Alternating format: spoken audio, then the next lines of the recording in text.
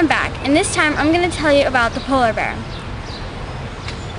These are amazing creatures with some remarkable adaptations to help them survive their environment. First, there's the snowy white fur. It's not really white. Their fur is, in fact, translucent. It's just the denseness of their fur that makes it look white. The skin that's underneath of their fur is black. There are two big reasons for these adaptations. One of them is that if their fur was solid white, the heat from the sun's rays wouldn't get down to their skin where it can be absorbed and create warmth. The second part of that adaptation is the black skin, and the reason for this is that black absorbs the sun's heat while white reflects it. Because polar bears live in the Arctic, they need to maximize their access to heat, and this fur and skin combo helps do the trick. The scientific name of the polar bear is Ursus maritimus, meaning sea bear, because of where they live and their swimming habits. The polar bear was first described by Constantine John Phipps in 1774. When he described them as a separate species from other bears, and they had the scientific name Philarctos maritimus. When it was eventually determined that polar bears were really closely related to other bears, such as the brown bear, the name was changed to Ursus maritimus. So, how big do these large carnivores get to be?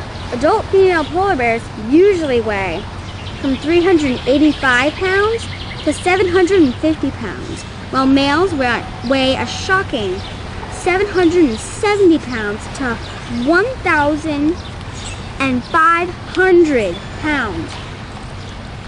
The head and body are typically 7 1/4 to 8 feet long, while their small tails are only about 3 to 5 inches. They currently hold an estimated population of 20,000 to 25,000 individuals.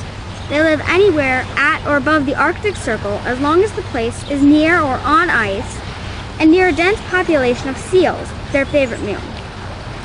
Unless you see a female and her cubs, then you will only see polar bears alone on the ice. Their only predator is mankind. The polar bear's main prey is seals, but if they get lucky and find a dead whale that was stranded on the shore, then they will happily eat that. Their status on the Endangered Species Act list is vulnerable. Polar bears are endangered because of hunting. They are hunted mainly for their fur and meat. They are in danger from toxins, which they take in from contaminated seals. Finally, polar bears are endangered because of pollution and global warming, which is melting sea ice that is their natural habitat. Melting sea ice means it's harder to find safe denning spots, harder to get food, and reduce reproduction. The only real conservation efforts are the laws against hunting polar bears.